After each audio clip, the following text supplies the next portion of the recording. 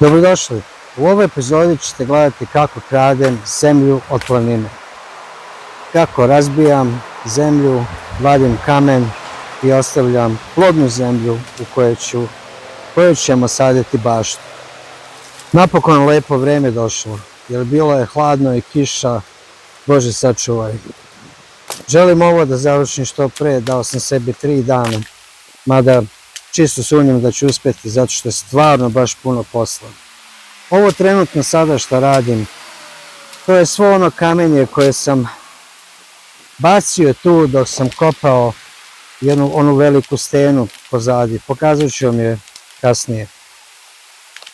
Svo to kamenje je bilo u toj rupi. Nisam se nadao da će biti baš toliko pa sam sve bacao ovdje blizu. A tu će isto biti deo bašte. Pa moram sve sada da sklonim, moram sve da pomerim, da gurnem, da bi mogao nastaviti da kopam, da razbijam zemlju i izvlačim kamen. Naravno, sebi sam napravio dupli posao, ali eto, još na jednu sam stvarno učio. Dobro obrati pažnju kad radiš jedan korak gdje će ti završavati drugi. Pa polako, da nastavimo. Vidite, ima kamenja koliko Bog hoće. Ali dobro, iskoristit ću ja to, nije problem. Mogu napraviti jednu stazu ili mogu graditi u stepenice, vidjet ćemo. Samo je bitno sada da ovo sklonim, da sredim, da mogu da nastavim. Odvajam veliko kamenje od ovog malog, jer veliko ću koristiti za zid koji će biti u gornjem delu bašte. Pošto je jako nizbrdo, vidjet ću, mogu li napraviti na 1 ili na 2 stepenice čitavu baštu. Na nivoje, kako god hoćete nazovete. Pa polako.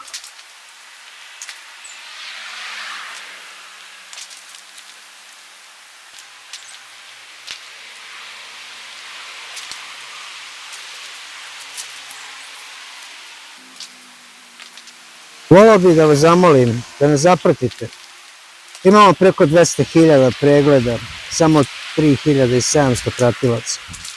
Pa vas ne košta ništa, a nama stvarno pomaže da ovaj kanal raste. Hvala mu naprijed.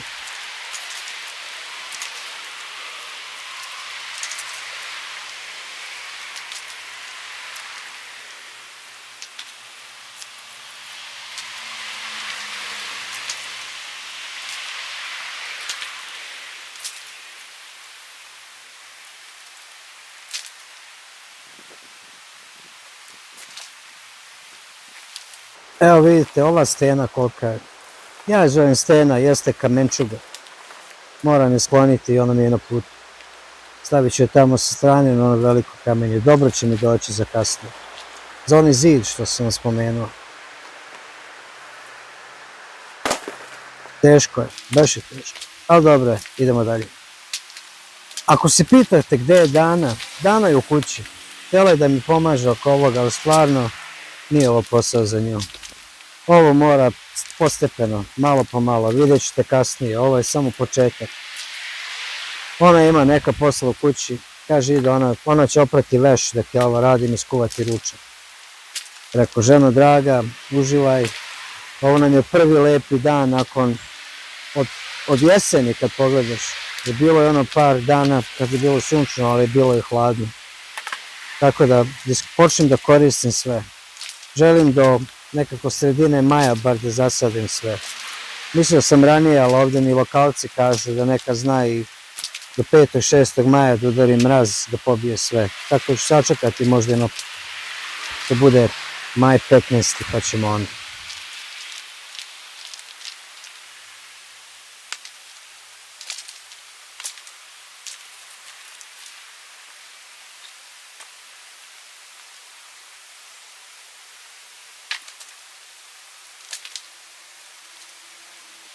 Naravno, ubrzao sam ovaj snimak malo. Ja stvarno, šta da vam kažem, ne ide to toliko brzo. Baš ima posla. Ali idemo, idemo. Osjećam da će mi ruke i noge otpasti nakon ovog dana. A za sutra, naravno, najavili ponovo kišu. Pa ću morati da odmorim. Možda to i nije loša ideja.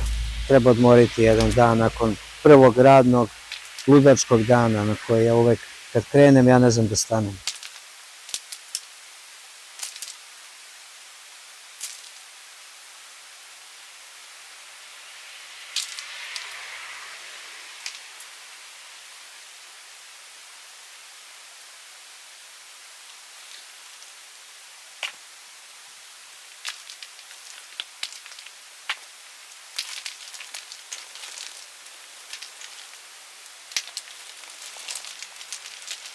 Možda se pitate zašto smo baš ovdje rešili da pravimo baštu.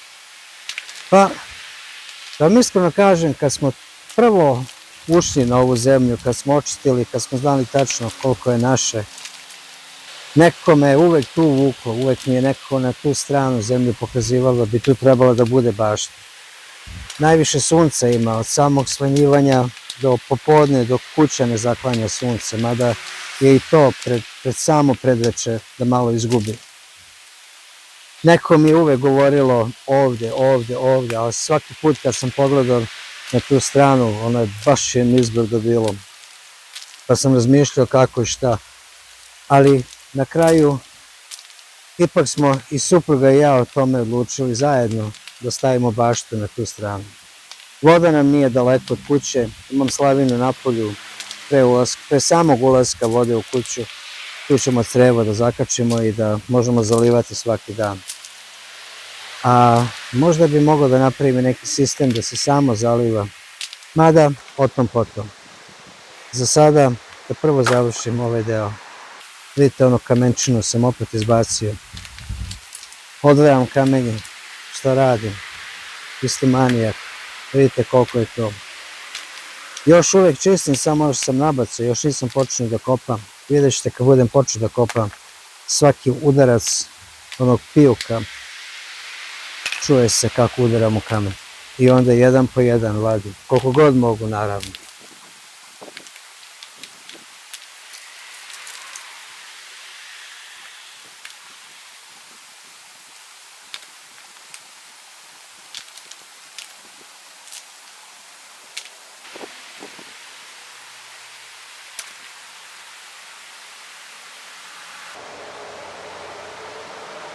Evo još jedne kamenčuge, vidjeli ste, i jaki mišići naravno.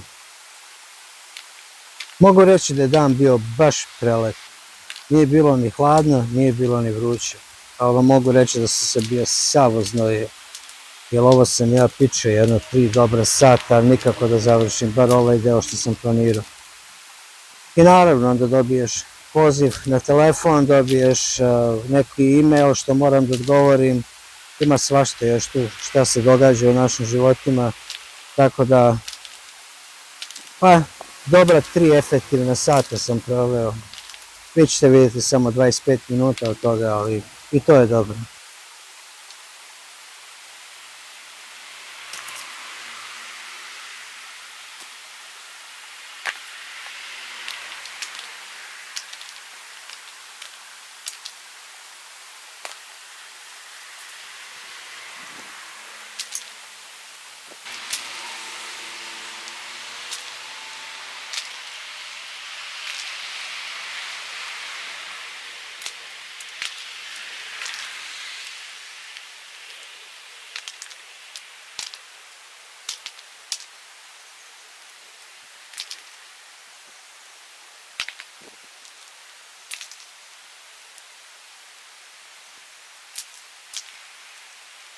Recite mi, da li biste vi ovako nešto radili? Mislim, da li biste uopšte planirali baštu kad znate da ste na samoj steni, kamen na kamenu? Sa danom kad sam pričao, kaže ona, pa kako ćemo, šta ćemo, hoće li biti dovoljno zemlje?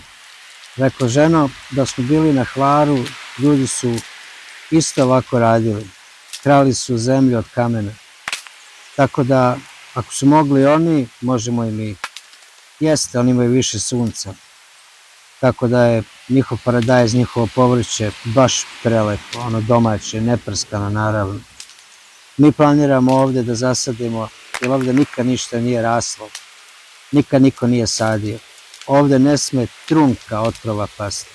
Niti hoće, niti će ikada biti dok god smo mi živi. Ako ima buba, skupljat ćemo ih. nije problem ni zlaticu pokupiti, treba oko bašte malo i raditi. Ali, da se vratim, da li biste vi ovako nešto radili? Ili bi samo jednostavno nastavili da idete na pijacu kupovati svoje povrće? Mene nekako sve ispunjava kad imamo svoje. To mi je ono nekako najdraže u srcu, kad znamo da imamo svoju baštu, kad znamo da imamo svoje, da je ono od našeg semena, od naše ruke izraslo i sad uživamo tim plodovima. Delit ćemo i sa pticama, i sa gušterima, i sa bubama, a ostaće i nama.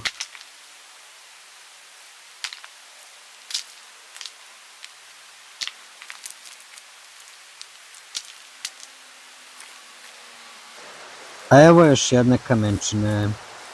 Ova će baš dobro doći za onaj zid koji ću praviti. Vidite vi koliko je to. Ja sam mali čovjek. Ne znam uopšte kako sam uspeo ovo sve da podignem. Ovdje ću da u stvari pokupim ovaj kamen i da ga stavim da napravim ovdje potpuni zid. Vidite ovaj kamen na kome sedim.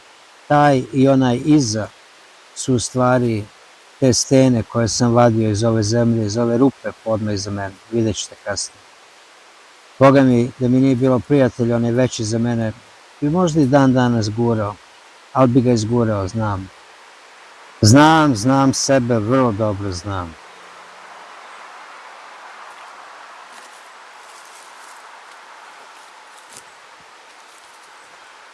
Evo sad ću dodam i ovaj kamen između i kad budem nasipao zemlju, ako bude došlo do te visine, da ništa ne ispada dole.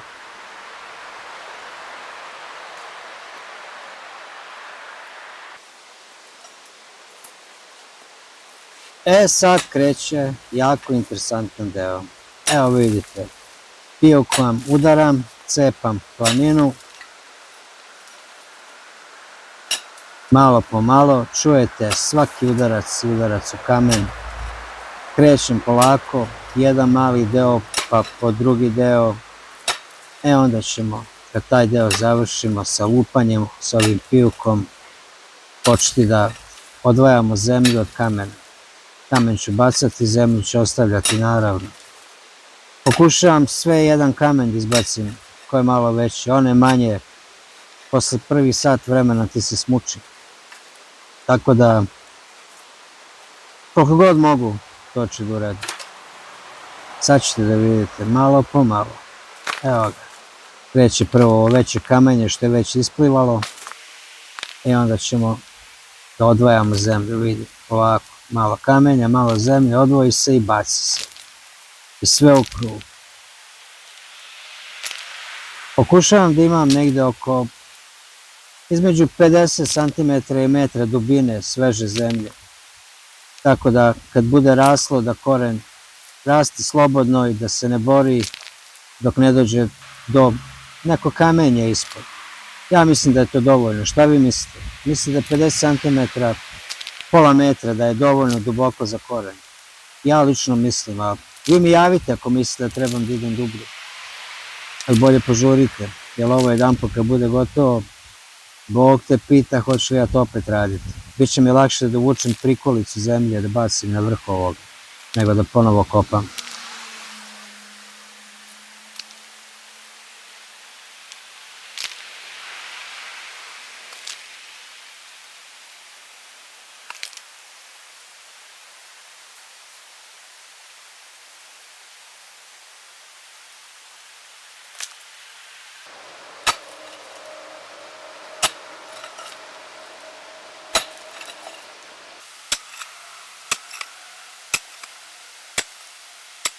Vidite vi koliko je ovo strmo.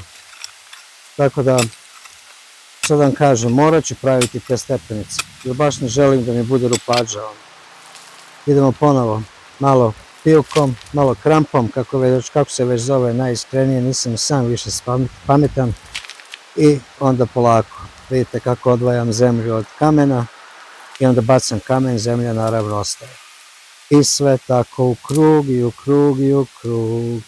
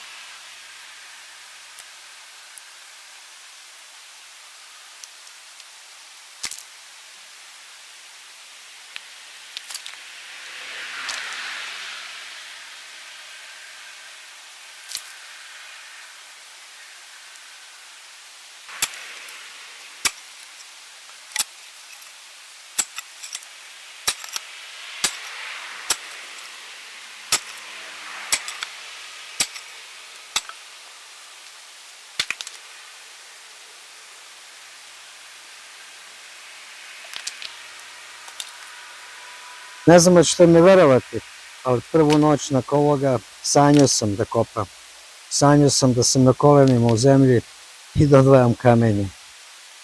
To će najbolje pecaroši shvatiti. Znate, kada odete na pecanje posle duže vremena pa gledate polak, a on igra čitav dan i dođete kući, legnete u krevet da spavate, kada ono, šta, polak igra i dalje. E tako i meni. Kamen po kamen, samo mi u glavi bilo kamenje.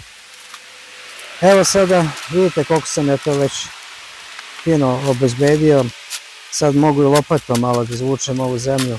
Sve nabacujem iza sebe pozadi, pošto idem ovdje u dubinu, i sklanjam sve ovo što sam već oslobodio. Tako da mogu da nastavim sa novim delom planine ili zemlje koje već nisam odvalio. Evo vidite, u ovom slučaju to tako ide. Prvo sam išao odozgo, pa onda do pola, i onda od pola ponovo sada udaramo skroz do kraja. I to ću se posle toga sve da naspem. Da naspem se zemljom, naravno. Pa, idemo. Nije bilo lako, mogu vam reći. Baš nije bilo lako.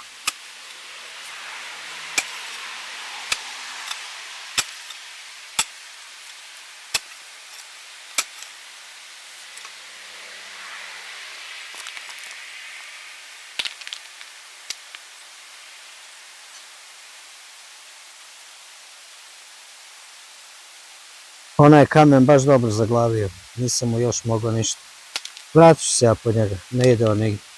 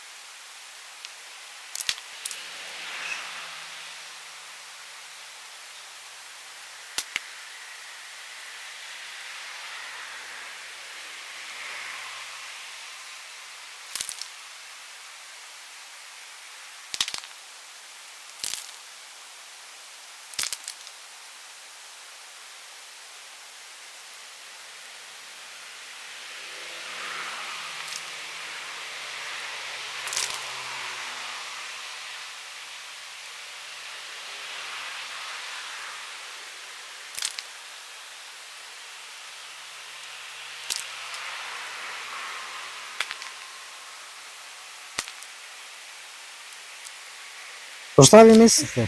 Radim li ovo dobro? Da li je ovo kako treba? Ja ne znam, nisam stvarno nikad gledao ljude kako ovo rade, ja mislim da je okej. Ali živo me interesuje i vaše mišljenje. Da li imate neki možda lakši sistem, nešto malo bolje? Da prostora bar ima malo, pa da sam pozvao nekog da mi pomogne, ali jednostavno nema. Ovo je posao za jednoga. Za jednog da se dobro namuči. Možda je mogao još jedna osoba, ali da vam kažem, neko volim više, kad sam sa svojim rukama to uradim. A tražići pomoć od toga sam digao ruke davno. Neko mi je, ispunjava me, bliže sam prirodi, bliže sam Bogu. Ja komuniciram sa Bogom svo vreme i sa prirodom dok ovo radim. Svaki pokret ima svoje značenje, svaki kamen ima svoje mesto, svako parče zemlje će nešto doprineti. Baš me ono totalno ispunjava.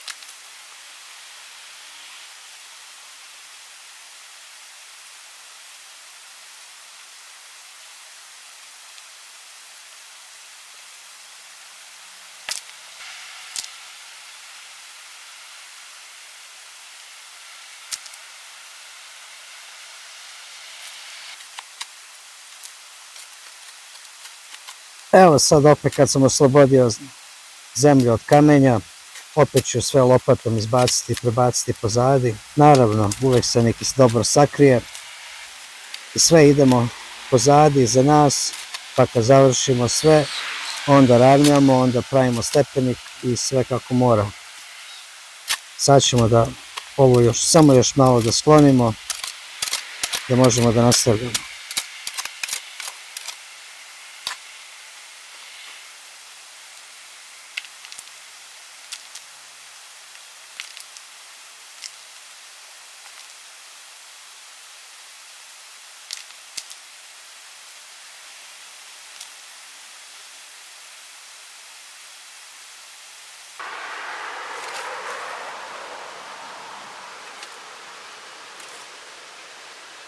Zemlja je ona pravo dobra, humus, crnica, već kako hoćete zovete, kao duša je. Nevjerovatno dobra, nevjerovatno mekana, nevjerovatno plodna. A ponovo što ponovim, pošto nikad ništa nije sađeno, ova zemlja je netaknuta.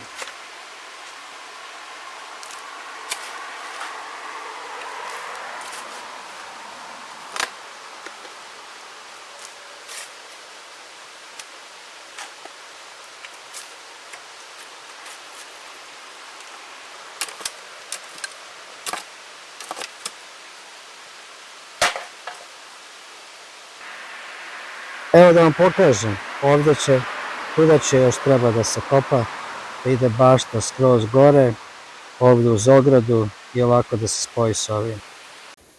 Evo da vam pokažem koji sam posao danas završio. Pogledajte ove rudni kamene, kao da sam na Golom otoku. Tamo su veliki, ovdje su manji i sad ćemo da dođemo ovdje do rupe. Evo vidite, kao da rudnik kopam. Ide jedan po jedan. Nadam se da ste uživali, hvala vam na pažnji, do sljedećeg puta, vidimo se.